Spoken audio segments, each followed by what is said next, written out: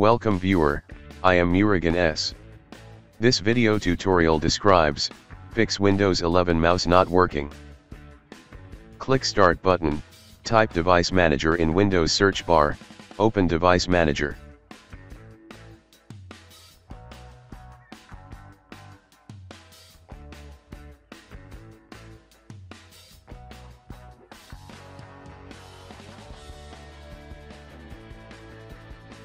Press Alt key and down arrow key to select mice other pointing devices.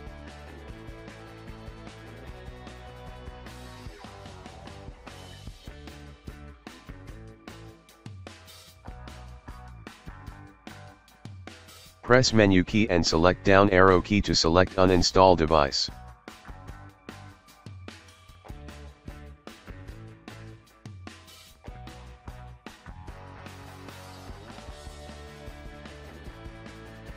I hope this video tutorial helps to you. Please like, share and don't forget to subscribe my channel. Thank you very much. See you next video.